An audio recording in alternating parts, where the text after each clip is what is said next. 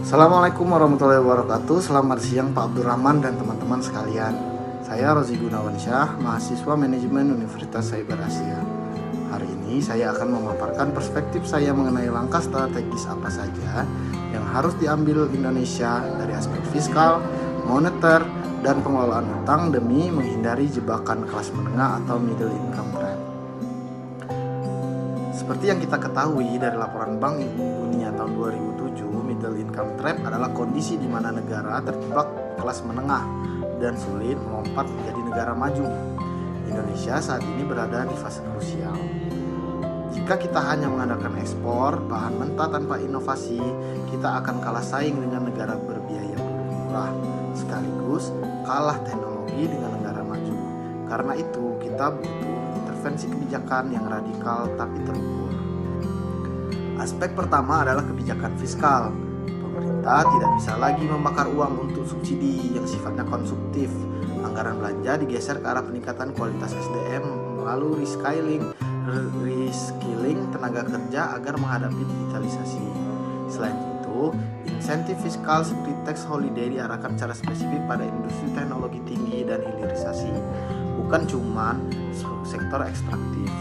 Kita perlu menciptakan ekosistem di mana industri manufaktur canggih tumbuh subur di dalam negeri. Aspek kedua adalah kebijakan moneter. Bank Indonesia harus memainkan peran ganda yang seimbang, menjaga stabilitas makroekonomi sekaligus mendukung pertumbuhan.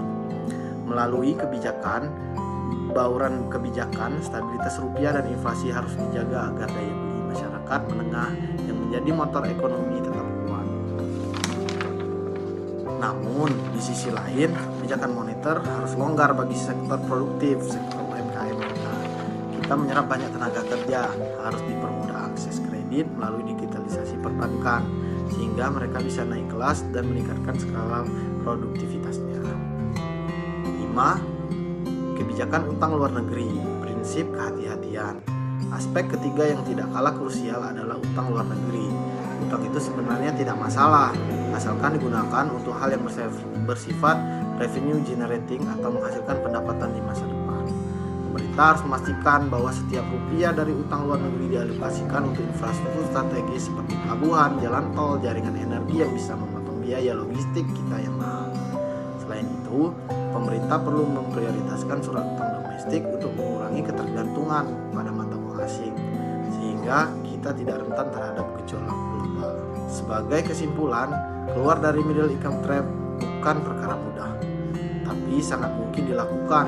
Kuncinya ada pada sinergi, kebijakan fiskal membangun fondasi SDM dan industri, kebijakan moneter menjaga stabilitas dan mempermudah permodalan. Sedangkan pengelolaan utang memastikan roda pembangunan terus berjalan tanpa membebani generasi masa depan. Jika ketiga instrumen ini berjalan beriringan, Indonesia siap melompat menjadi negara maju. Terima kasih, mohon maaf atas segala kekurangan. Assalamualaikum warahmatullahi wabarakatuh.